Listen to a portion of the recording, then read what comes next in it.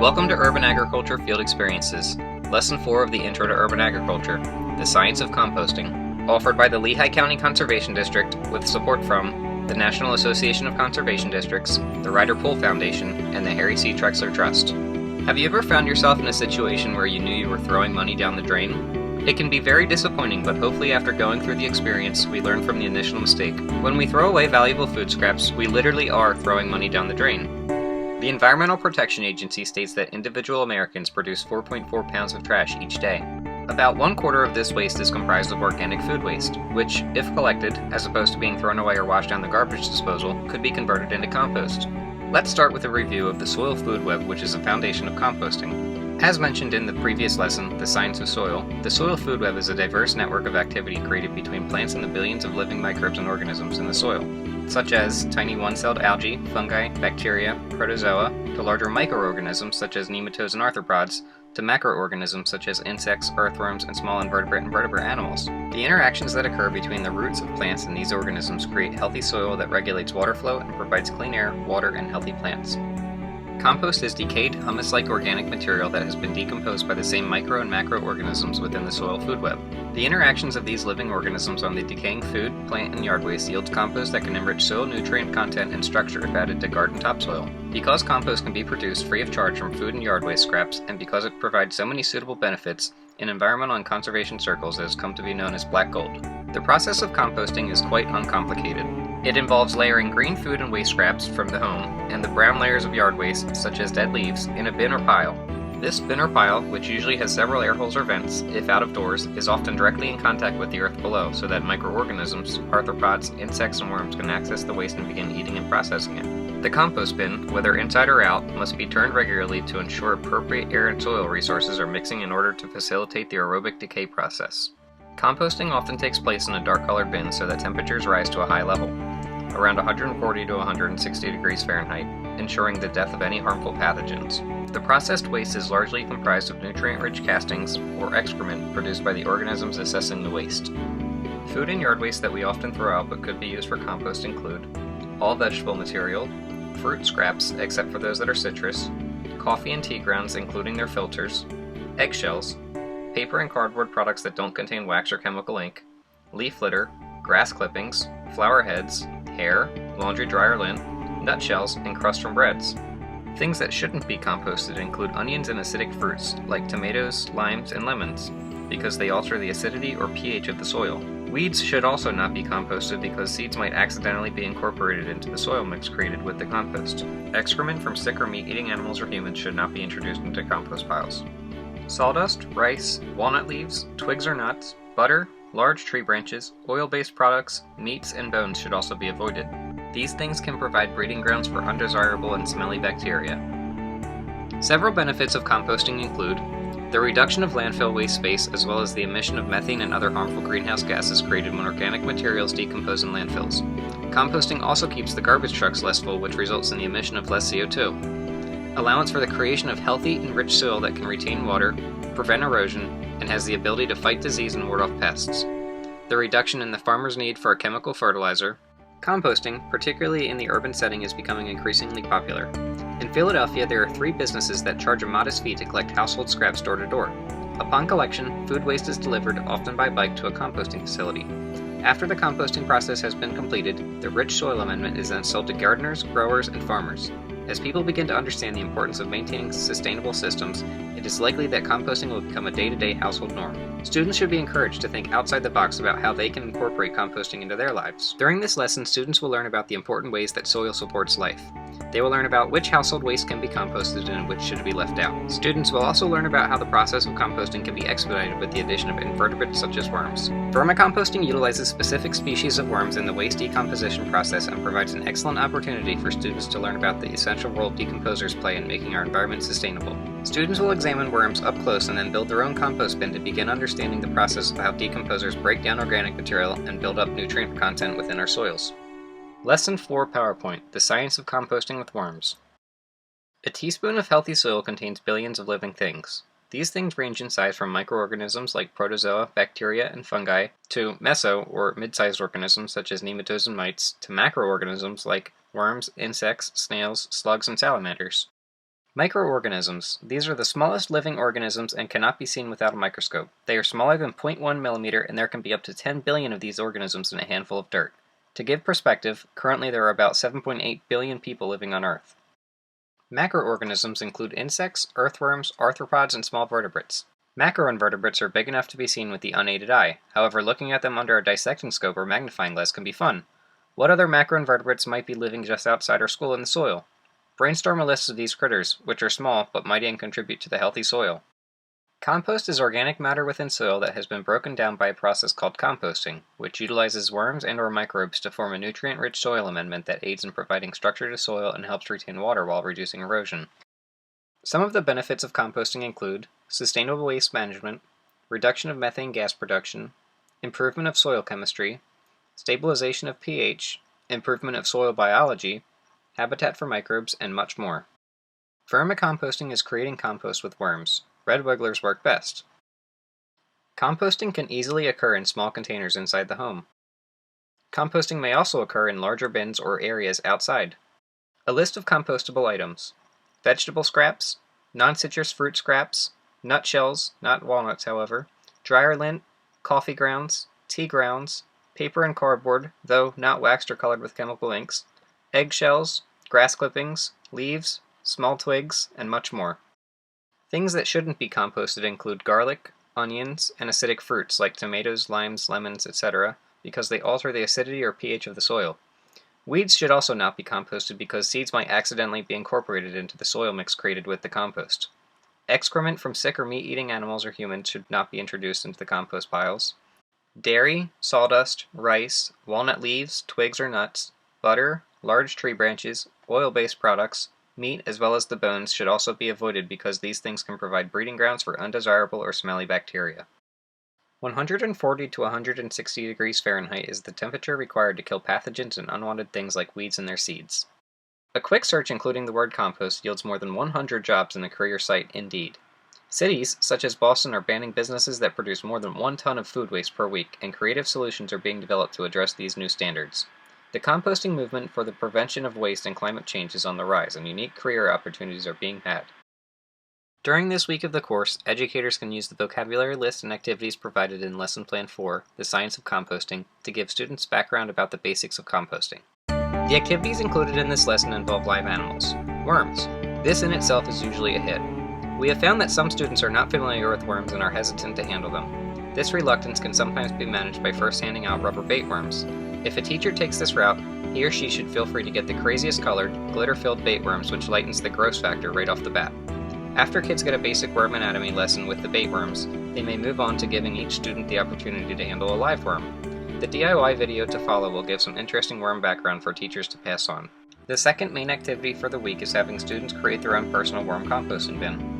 Students may work in groups to create the small bin, or they may work on their own if they would like to take the bin home after the project is over. Teachers should take full advantage of giving students this memory-making experience by suggesting that students name their worms. This is a great hands-on project for introducing students to the basics of composting.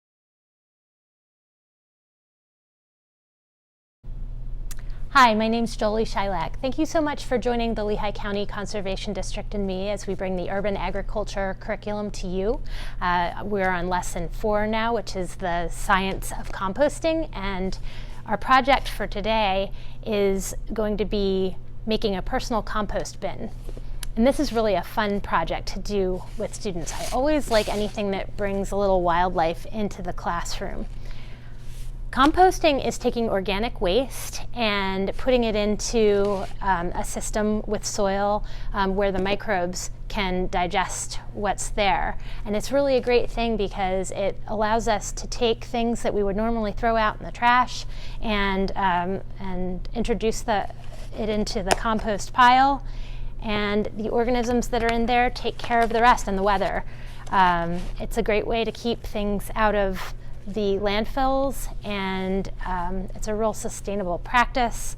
And then you have healthy soil in the end because of all the interactions between the animals living in the soil and this organic waste, and when they excrete what they've digested out, they're making the soil very healthy. It's a great soil amendment. Composting can be done with just soil, or it can be done with worms, and it's called vermicomposting when you use worms. And I prefer to do vermicomposting with the kids because it goes a lot faster. The process of the food breaking down and whatever waste you're putting in here, it breaks down a lot faster when you introduce worms to it. And also the students really enjoy getting to learn a little bit about worms, and in the end they become a little closer to nature, some of them, most of them. So let's start a little bit with the worms. I actually have several types of worms here. Looks like my little red wiggler got away. So I will talk to you about my larger worms here. These are earthworms. And to introduce the students to earthworms, I really love to give them bait worms to begin with. Sometimes my students haven't been outside a whole lot and they find most bugs yucky. And so if I start with something that's plastic, and maybe even a fun colored bait worm like fluorescent green or neon pink, they're a little more willing to look at it closely. And because the bait worm feels a lot like the worm itself, they're sort of, when it's time to handle the worm itself, they're a little bit better about it. So this is an earthworm, and earthworms are actually not native to North America. They actually are native to North America, but very long ago in the fossil record, and they did become extinct here. And so the ones that we have here today are ones that came over from Europe, and in the ballast of boats. They used to put soil in the ballast to balance it, and so the earthworms in there were eventually here in North America. You can tell that this is an adult worm because it has a collar, which is called a clitellum. It's this, he's really active right now, but there's a little collar. And so when you have the collar, maybe I can show you on this one a little bit better. When you have the collar,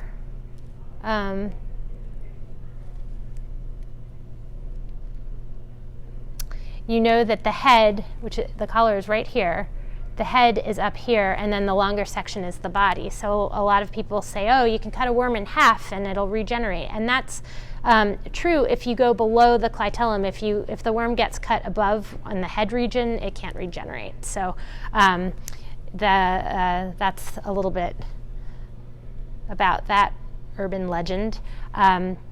Worms have between 150 and 200 segments on their bodies, and they have longitudinal and latitudinal muscles, and so they move along like a slinky.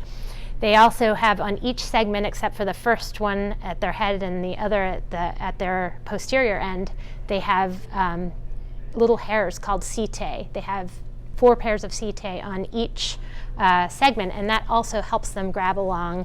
And if you've ever seen a robin pulling at a worm and the worm's seeming to grab onto the ground and the robin's having a hard time getting it out of the hole, that's because the worm is using its setae to hold on and stick to the ground.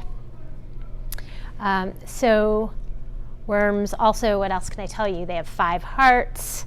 They have light sensory receptors, so they don't have eyes, but they are very aware of light. And so this one's moving along my hand trying to find a darker space. They need to stay moist because they breathe through their skin, and so this worm is probably getting a little uncomfortable with me right now. For vermicomposting, you prefer to use, you can use earthworms, but earthworms tend to live underground up to 6 feet in depth.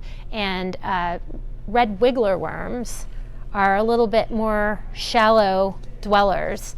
And I did have a red wiggler in here, which I'd love to get out and show you, just to show you the difference. They're very similar to earthworms, but it looks like our red wiggler has gotten away. Well, let's go on. So this is the compost bin. Of course, you can have an outdoor compost bin, and it will It can be very big. It can be 4 feet by 4 feet, and you can start it with some soil, and then usually you like to put layers of brown and green and brown and green waste. It can be brown leaves, it's yard waste, and then some green from scraps from your kitchen. Some of the things that you are able to compost are vegetable scraps, fruit scraps, tea leaves, not the tea bags if they're made out of cloth, especially because some of them are made out of nylon. Nylon wouldn't break down in this system, but if it's made out of paper, the tea bag, that can go in. Coffee grounds, nut shells, not walnut shells, but other nut shells can go in. Lint from your dryer, sawdust as long as the wood hasn't been treated, and like I said, yard waste is fine. I'm trying to think if there's anything else. There are really so many things that you can compost, which is wonderful, because imagine all those things that you might be throwing away now that you can actually put out into your compost bin and turn into something that's useful and valuable. We call this black gold because this nutrient soil is just wonderful for growing good vegetables. Things that you shouldn't compost. You certainly wouldn't want to compost pet waste. Like I said, walnut shells aren't real good. Any treated wood, things that have oils in them, oil, milk, butter, all of those things tend to attract pests to your compost bin. So while they would break down, it could be kind of messy. So you want to stay away from things like that. So I think that's a pretty extensive list. I might think of a few others as I go on. So let's talk about how to make this with your students. So every student should get this is a personal compost bin that you can use under your sink, so that it's right there for you when the kids are helping you chop the vegetables up, and you might have some peelings and that sort of thing. Oh, that's one thing I did want to say. You wouldn't want to put in things like citrus fruit into your compost bin, and the reason that is because it's very acidic, and you can imagine these worms are crawling around in there, and they're nice environment, and when you add something as acidic as a lemon or rind or grapefruit, that's not really going to feel too great to the worms. So citrus should stay out, or anything really acidic. Okay, so the students will get a little plastic shoebox, and the one thing that you want to be sure to do is to make sure that the system has lots of air in it. And so because of that, we're going to drill some holes. Let's see. I'm just going to grab a few of my supplies here. Sorry if I'm out of the picture. Okay, so to get a nice airflow going in your compost bin, we're going to drill 3 holes on this side, 2 on this side, 3 on this side, 2 on this side. Okay.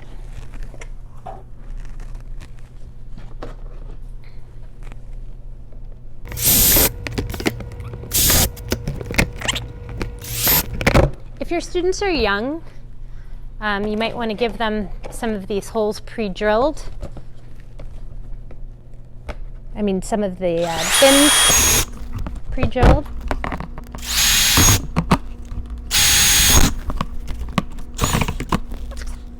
And then I think I'll just do one on this side. You understand what I'm trying to do here?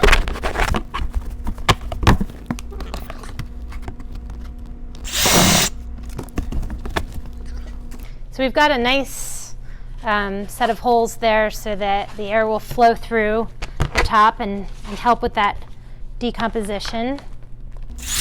Do the same here, put 3 holes in the top. Okay.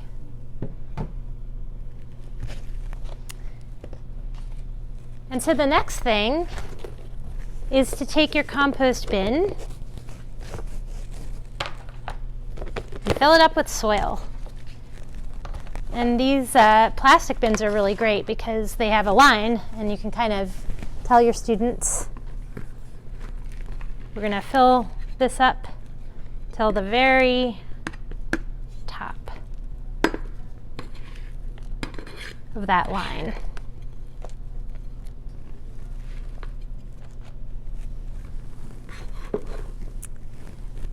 And then it's always a good idea to kind of moisten your soil, get it ready for the worms to go into.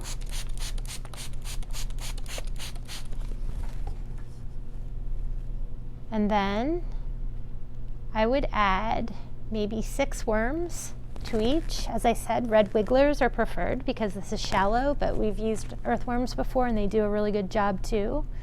Add our worms back into their environment. And then it's time for you to start composting. So you can take scraps from house plants, clippings, and things like that, and put them in. Shredded paper works as well.